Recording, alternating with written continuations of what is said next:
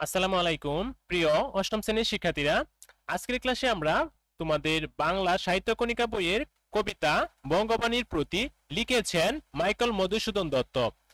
এই কবিতার প্রত্যেকটি লাইনের অর্থ সহ এবং ব্যাখ্যা সহ তোমাদের বুঝিয়ে দেব। তোমরা মনোযোগ সহকারে ক্লাসটি লক্ষ্য করো। রেখো মা দাসের মনে এ মিনতি করি পদে। রেখো মানে মনে রাখা, মা মানে মা, দাসের মানে তোমার ভক্তকে বা দাসকে, মনে মানে স্মরণে, এ মিনতি মানে এই প্রার্থনা, করি মানে করছি, পদে মানে তোমার পায়ে। ব্যাখ্যাটি দ্বারাই ভক্ত দেবী পায়ে মিনতি করে বলেছে, হে মা তোমার দাসকে মনে রেখো বা স্মরণে রেখো। সাদিতে মনের স্বাদ গটে যদি পরমাত, মধুহীন করোনা গো তব মন কোক নদে। এই লাইনটির অর্থ হচ্ছে, সাধে মানে সাধনার জন্য, মনের স্বাদ মানে মনের কামনা বা বাসনা বা ইচ্ছা, ঘটে মানে যদি ঘটে যায় আর কি, পরমাদ হচ্ছে ভুল, পরমাদ হচ্ছে ভুল বা অসতর্কতা, মধুহীন, মধুহীন মানে মধু ছাড়া, করোনা মানে করোনা আর কি, কোনো কিছু না করা, তব মানে তোমার, মন কোকোনদে, মন কোকোনদে হচ্ছে মনোরম কুকিল, দেবীর হৃদয় সাদৃশ্য মন স্মরণীতে আর কি। লাইনটির ব্যাখ্যা হচ্ছে, বক্ত বলছে যদি আমার সাধনার কোনো ভুল হয় তবুও আমাকে তোমার হৃদয়ের কুকিল বনে মধুবিহীন করো না, অর্থাৎ স্নেহ থেকে বঞ্চিত করো না। পরের চরণে বলছে, প্রবাসে দৈবের বসে জীব তারা যদি খসে, এই দেহ আকাশ হতে নাহি খেদ তাহে। এখানে প্রবাসে মানে পৃথিবীতে বা সংসারে, দ্রব্যের বসে মানে ভাগ্যের নিয়ন্ত্রণে, জীব তারা মানে প্রাণ তারকা সদৃশ্য, খসে মানে পড়ে যাওয়া, দেহ আকাশ মানে শরীর রূপী আকাশ, এটাকে বলছে দেহ আকাশ। নাহি খেত তাহে, তাতে কোনো দুঃখ নেই, এই শব্দটার অর্থ। এখন এটার ব্যাখ্যা দ্বারাই ভক্ত বলছে, ভাগ্যের বশে যদি এই দেহরূপী আকাশ থেকে প্রাণরূপী তারা খসে যায় তাতেও কোনো দুঃখ নেই।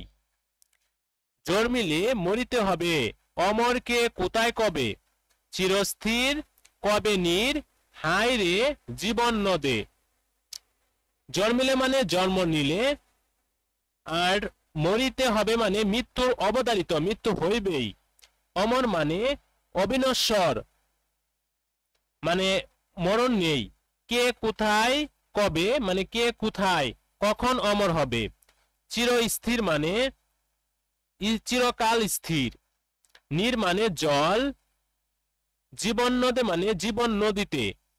এই লাইনটির ব্যাখ্যা দ্বারায় জন্ম নিলে মৃত্যুর বিধান তো আছেই, এই জগতে কেউ কি কখনো অমর হয়েছে? জীবন নামক নদীতে কি কখনো জল চিরস্থির থেকেছে? পরের চরণ বলছে, কিন্তু যদি রাখো মনে, নাহি মা ডরি সমনে, মক্ষিকাও গলে না গো পড়িলে অমিত্য হ্রদে। এখানে কিন্তু মানে তবে, যদি মনের রাখো মানে যদি মনে রাখে বা বলে না যায়, নাহি ডরে, নাহি ডরে মানে ভয় না পাওয়া, সমনে মানে মৃত্যুকে, মক্ষিকা মানে মাছিও, গলে না মানে বিহীন বিলীন হয় না আর কি। অমিত্য হ্রদে মানে অমিত্য মানে অমিতের পুকুরে, অমিতের পুকুরে। লাইনটির ব্যাখ্যা দ্বারায়, তুমি যদি আমাকে মনে রাখো না মা, তাহলে আমি মৃত্যুকেও ভয় পাই না, কারণ অমিত্রের পুকুরে পড়লেও মাছি গলে না, অর্থাৎ তোমার কৃপায় মৃত্যু ক্ষতি করতে পারবে না। সেই ধন্য নরকুলে লোকে যারে নাহি বলে মনের মন্দিরে সদা সেবে সর্বজন। এখানে সেই ধন্য নরকুলে মানে সেই মানুষই ধন্য, সেই মানুষই ধন্য। লোকে মানে মানুষে, মানুষ যারে নাহি ভুলে, যাকে ভুলে না যায়। মনের মন্দিরে মানে হৃদয়ের মন্দিরে বা হৃদয়ের মধ্যে। সেবা করে, শ্রদ্ধা করে বা স্মরণ করে। সর্বজন, সর্বজন অর্থ হচ্ছে সকলে। লাইনটির ব্যাখ্যা দ্বারায় সেই মানুষই সত্যিকারের ধন্য যাকে মানুষ কখনো ভুলে না, যাকে সবাই হৃদয় মন্দিরে চিরকাল শ্রদ্ধা করা হয়। কিন্তু কোন গুণ আছে যাচিব যে তব কাছে, হেন অমরতা আমি কহগো শ্যামা জন্ম দে। এই লাইনটির অর্থ দাঁড়ায় কিন্তু অর্থ কিন্তুই, মানে কোন গুণ আছে, মানে আমি কি আমার কি কোনো গুণ আছে। যাচিব মানে চাই, যাচিব মানে চাই, তব কাছে মানে তোমার কাছে। হেন অমরতা মানে এমন অমরত্ব, আমি কহ মানে আমি কি তা পাব। শ্যামা জন্ম দে মানে হে শ্যামা মা এমন জন্ম দাও। তবে কি দয়া কর ভুল দুষ গুণ ধর, অমর করিয়া বর দেহ দাসে সুবরদে। তব যদি দয়া করো মানে তব যদি দয়া করো, এই লাইনটির অর্থ হচ্ছে যদি কৃপা করো মানে তুমি দয়া করো। ভুল দোষে, ভুল দোষে মানে আমার ভুল ত্রুটি। গুণ ধরো, গুণ ধরো মানে গুণের দিকটি দেখো। অমর করিয়া বর দেহ মানে অমরত্ব দান করো। দাসে মানে তোমার দাসকে বা তোমার কেনা গোলামকে বোঝায়। সুবরদে মানে অনুগ্রহ করে।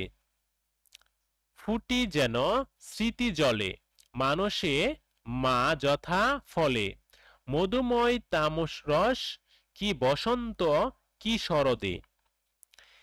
এখানে ফুটি মানে ফুটে ওঠা, স্মৃতি জলে মানে স্মৃতির জলে, মানসে মানে মনে বা মনোবাগানে, মা অর্থ মাই থাকবে, আর যথা ফলে হচ্ছে যেমন ফলে।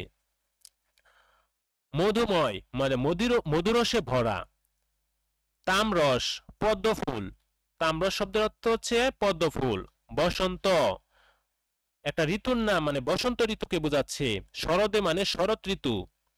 এই লাইনটির ব্যাখ্যা দ্বারায় হে মা যেন তোমার কৃপায় আমার স্মৃতির জলে সেই মধুর পদ্ম ফুলের মতো কিছু ফুটে উঠে, যেমন বসন্তে বা শরতে পদ্ম ফুল পুষ্পিত হয়। এই ছিল বঙ্গবাণী বঙ্গভূমির প্রতি কবিতার প্রত্যেকটি লাইনের শব্দার্থ সহ ব্যাখ্যা। আশা করি সম্পূর্ণ লাইনটির সমাধান তোমরা বুঝতে পেরেছ। তো প্রিয় শিক্ষার্থীরা, আজকের ক্লাসে তোমাদের কবিতার মূল বিষয়বস্তুগুলো ব্যাখ্যা সহ বুঝিয়ে দিয়েছি। পরবর্তী ক্লাসে পাঠ পরিচিতি, লেখক পরিচিতি, শব্দার্থ টিকা এবং সৃজনশীল প্রশ্ন সঠিক উত্তরগুলোর সমাধান দেব। তো পরবর্তী ক্লাসের আমন্ত্রণ জানিয়ে আজকের এই ক্লাসটি এখানে শেষ করতে যাচ্ছি। যদি ভিডিওটি ভালো লাগে তাহলে অবশ্যই লাইক করে কমেন্ট করে জানাবে। তো পরবর্তী ভিডিও দেখার আমন্ত্রণ জানিয়ে আজকের ক্লাসটি এখানে শেষ করলাম। সবাই ভালো থাকো, সুস্থ থাকো, আল্লাহ হাফেজ।